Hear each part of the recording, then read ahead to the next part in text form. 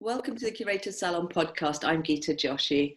This is the second of 5 short episodes about mindset for artists who want to up-level in their art and business.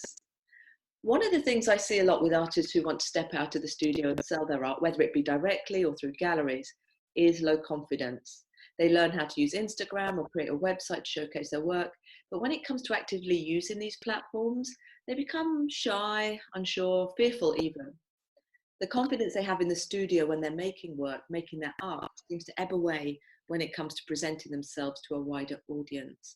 I see this in the emails I used to get when I had a gallery and people were looking for representation. And I see it in the posts people write on social media as well. And it's certainly something I discuss a lot in the DMs. Since I wrote my book, Show Your Art, many people have said they found it super helpful, but then quietly admit that they feel stuck or unsure when it comes to actually implementing the work. So today's episode is all about confidence, what it is and how you can develop more. I'm here with Vicky Ross, a transformation coach, helping people connect back to their purpose and live life on their own terms. Welcome, Vicky. Hi, and thank you, Geeta. So let's talk about confidence. Let's start at the very beginning. What is it? So most people are trying to get a definition for what is confidence to then understand how to get confidence and then do what they want to do. But it's more important to know that confidence means different things for different people. And therefore, it's more valuable for every individual to say, if what I'm going towards, if what I need right now, if what I want right now is confidence, what is it that I'm experiencing in this moment? Because if we want confidence, it presupposes that right now we don't have it. So the question is more important as to what is it that I'm experiencing in the moment, because then I've got a point to start understanding myself, to start changing that, to move towards confidence. Now, what most people will feel in some way or another, if they're not confident and that's what they want, is they're feeling fear, they're feeling anxiety. And the biggest fear that we have in life, it's not about death or flying and all of those things. The biggest fear that we all experience as humans is humiliation, because that brings rejection. And somewhere deep inside of us, we know that if we get rejected, we won't be loved, or at least that's what we feel and what we believe. And therefore, that is the biggest thing that we worry about, that if I go and put myself out there, if I make myself visible, people are going to laugh at my work. People are going to think it's rubbish. What the hell did you even think about exhibiting your work? So therefore it's that whole thing about humiliating and feeling humiliated. And therefore, I got rejected by the public. Nobody loves me. So that's what's actually going on in that moment. So for people that need to work on their confidence, and often it's not in all areas, they're already confident in some areas, but maybe it's just around, let's say, visibility that you mentioned. What can we do to improve our confidence in these specific areas? So, and you're very right. Some people might be very confident cooks, or very confident parents, or very confident in being good friends, and yet the one thing that they feel is going to really be the pinnacle of their identity, which is the thing that they're passionate, the way that they identify themselves as an artist. When I go and show that to strangers, not to people that love and care about me, then that whole sort of lack of confidence, which would be the anxiety, the fear, as I mentioned, will show up. So what are some of the things? So the first is, like I talked about in the first podcast, it's awareness. Start and feeling, what is that's going on. When I have the idea of showcasing my work and telling the people that I exist, and this is what I do, and this is what I stand for, and this is how I represent myself, what is it that I am feeling? What am I feeling right now? So that I can start doing something about it. So what we need to understand to shift away from the present emotion and into being confident is understand what the fear is about. Now, fear in its very, very primal, fundamental sort of levels is there to protect you. So it's the fight and flight that we know about, that if somebody's behind me and my life is in danger, I need to either fight this or I need to run like hell, kind of thing. But for most of us, that's not where we're at. We don't live in those kind of days like in the past where we were out in the wild and we were hunting for food and maybe a boar was going to come and attack me. We're not there. So when we experience fear, most of the time, it's more about your own safety rather than being in danger from something outside of you. So the fear is there. It kicks in because it's trying to protect you. It's trying to say, are you prepared? Are you ready? Do you know what you need to do? Because the truth is, when we put ourselves out there, whether you're an artist or whether you're a physical trainer, you're going to show people some techniques, or whether you're creative by creating programs for people like I do, for instance, for Mindset, I'm going to put my art, which is my courses, out in the open for people to see and, of course, to criticize. So am I prepared to do that? Have I done the prep work behind it? Have I been the best version of myself when I did that? And should somebody, for whatever reason, decide to give me their opinion, which might be a negative one, am I okay with that? And it's a really interesting thing that happens here is that people will value the opinion of strangers so much more than the opinion of themselves. So this is, again, a level deeper, that when we ask ourselves why and what is it about the opinion of strangers, somebody that has never met me, doesn't know me, their opinion is more valuable than the opinion that my friends and family have, but most importantly, the opinion that I have of myself. So of course that will bring you into that next level of is, how do I feel about me? And what do I believe about me? Because that is where the root of all of that fear coming up. And therefore, that is where we start off to start asking ourselves intelligent questions. Remember, Gita, that the unconscious mind, one of its main functions, other than to bring out programs so we don't have to relearn everything, is to answer every question that you have. It's just absolutely compelled to do that. It's there to serve you. It's there to help retrieve resources, experiences, learning, and give you an answer. So it's like your big Google database in the mind. So if you ask a stupid question to the unconscious mind, it will throw out stupid answers. So if you ask, or you would say to me, so what is a stupid question? Stupid question is, why does this never work for me? What is wrong with me? Why can't I do it? I see everybody else doing it. What is, what is going on here? Why can't I do this? Why is my work not accepted by others? Is it not good enough? Those kind of questions are stupid. Because if you ask your unconscious, what is wrong with me? Because it's absolutely compelled to answer that question. It's not there to rescue you or to sympathize or to build you up. It's just there to answer the question.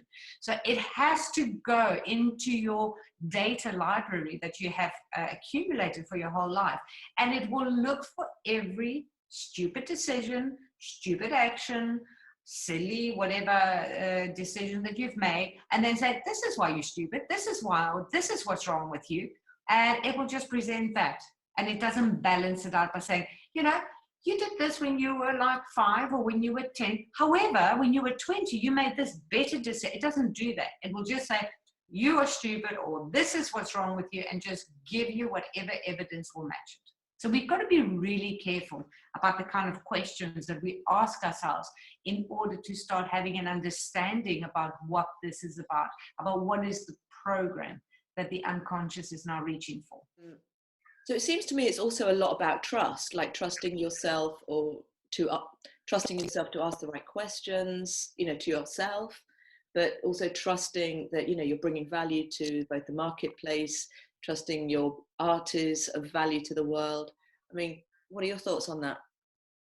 So trust is a very interesting topic, and is probably, in my opinion, one of the key things that we haven't got, which makes us feel insecure. So let's go back again to the programming years, the imprint years. With all the right intentions, teachers, our peers, our aunties, our grandmothers, our school teachers, mom and dad, all of those people, they want to help you improve. They want to help you develop. They want you to develop skills and all of that kind of stuff. So when you are 3 years old and you start coloring in a tree and you're making the tree purple. Your parents might come and go, no, no, no, sweetie, look, trees are green. They're not purple, so make it green. And then you are coloring the sky pink, and your parents are going, no, no, no, no, skies are not pink, although they are sometimes. Skies are not pink, skies are blue, and grass is green. So every time a child is making a decision, because it's working totally intuitively, it's being in natural flow with itself, and it's expressing itself in the best way it can, somebody comes and says, no, don't do it this way, do it this way.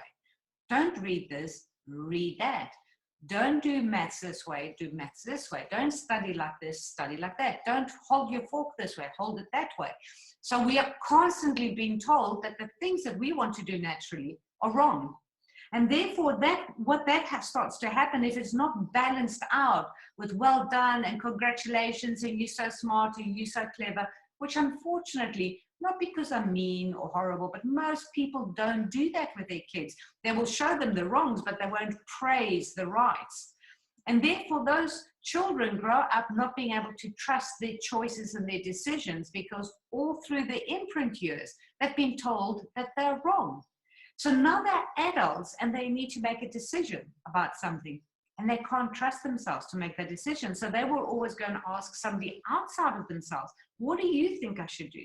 Because that's what they've been taught and that's how they've been programmed. So once we start to trust ourselves, then we are more free within ourselves to make choices and decisions. And the biggest thing that people lack, and I see this so much in my clients, and I see it in my clients because I noticed it in myself way back when I started, is that we tend to not give praise or give attention, conscious attention, to the fact that no matter what we've gone through in life, no matter how terrible a time it was, we actually got through it. That we are more resourceful and stronger than we believe. And therefore, when we start to recognize those kind of accomplishments and then have blind faith that no matter what happens, I'm going to be okay. Because you trust the process. And therefore, you can trust your decisions. You can trust that even if I do something and I trust that this is okay and it goes completely wrong, I'm still going to be okay. I'm not going to break. I'm not going to disintegrate. The world's not going to stop spinning, throw me off and go reject off this planet and then carry on spinning without me. You know, life goes on, we do survive. And the only valuable question to ask ourselves when something doesn't go the way we plan is to step back and ask ourselves, how could I have done this differently? You know, I've just done something and I realized it's not working. That's okay. You didn't know any better. You tried something, it didn't work, step back, try a different method. I mean, there's a famous story of Thomas Edison, and somebody said to him, how does it feel to have failed 500 times or 5,000 times, I can't remember what the number was, in creating the light bulb? And he went, what? I haven't even failed once, but I have found 5,000 times that don't work. And that is the mindset that we need to have. We need to recognize that we're actually very resilient, we're very creative, and we're very good at problem solving, and we are so incredibly strong. And therefore, when we can just step back into that part of ourselves, we can start to trust the things that we are going to try, because trying is figuring out which is the best way, and know that no matter what happens, I'm going to be okay. And that is blind faith and trust in ourselves. Such a great explanation. I found that, you know, trusting in the work I'm doing, trusting in myself, trusting that all the resources I ever needed would be available was something that really kind of changed things for me. It really kind of gave me a lot of momentum. And I think it also shows, it also reflects in the way you show up in the world as well, that, you know, your work is not for everybody, but it's really relevant for the people that it matters to. And that sort of my trust and faith is actually reflected in the people that I then pull in my audience. Let's talk about something else just related to that, about about confidence and competence. Because sometimes, you know, our confidence is knocked when we think we don't know enough, and we're always looking for outside validation, particularly in the art world, where people are thinking like, oh, if they could just get a curator on board, if they could just get a gallery to show their work, then that would be some kind of sense of giving them confidence. But actually, of course, it's all an inside job. But can we talk a bit about competence connected to confidence? Absolutely, and that's a really, really good point, because a lot of people actually just focus on becoming more confident. And I have met quite a few, and I'm sure everybody has in their lives, met very confident people that are not really that competent in what they're offering or what they're confident about. But they are blindsided by that. So actually, really what they're becoming is like confident fools. So alongside developing the inner journey part, which is developing the confidence, is also to develop our competence, because they do go hand in hand. I've seen this so often when I work with leaders and managers, when I'm coaching people. And if I see somebody who's a junior leader, they may lack a bit of competence because they lack experience. And therefore, their confidence level is at a par with their competence level. So when we develop both of those things, in other words, the more we do something, the more experience we get, the more natural it feels, and the more we're stepping out of that learning in becoming sort of competent, confidence grows with that. So it is important to, as you're developing your career and as your experience is developing, that your competence is developing with your confidence. But here's the thing that a lot of people sometimes don't see, is because they've got a lack of confidence or low confidence, low self-esteem. They think their competence is also low. And very often what I've seen is that people have got huge amounts of competence, but because their self-esteem, the self-belief is low, their confidence is low, and therefore they think, if I get more competence, my confidence will naturally grow. So it's again about having that awareness and asking yourself those intelligent questions is, do I really lack some skills in order to become better, which will then make me feel more confident? Or are my skills, I mean, your skills will definitely improve through a lifetime. There's no, you're not at your top game at any point. But if you feel that your skills actually, and the art that I'm producing right now is great, it's fine, I know my techniques, I can do it quite easily, I flow, I don't think about it, but I'm not confident, then that's more how I feel about me. It's about my identity rather than my behavior. Vicky, thank you. Vicky and I have put together a 6-week online course for artists and anyone running a creative business who feels they need work on their confidence. We'll be talking about and teaching all the juicy things like self-worth and how that can, at an unconscious level, stop you bringing money into your business or be compensated for your work. We'll also be covering things like the inner critic and quietening that voice and changing the inner dialogue to something that empowers and supports you. Developing a money mindset for artists and overcoming the myth of the starving artist, and also the deep set beliefs that there's no money in the arts. So there's all sorts of topics that we're going to be covering around mindset. Take a look at the link in the show notes, the details of the program, or find me on Instagram at the Gita Joshi and send me a message there, or you can visit thecuratorssalon.com for more details. Thank you, Vicky. You're welcome, Gita, and thank you as well.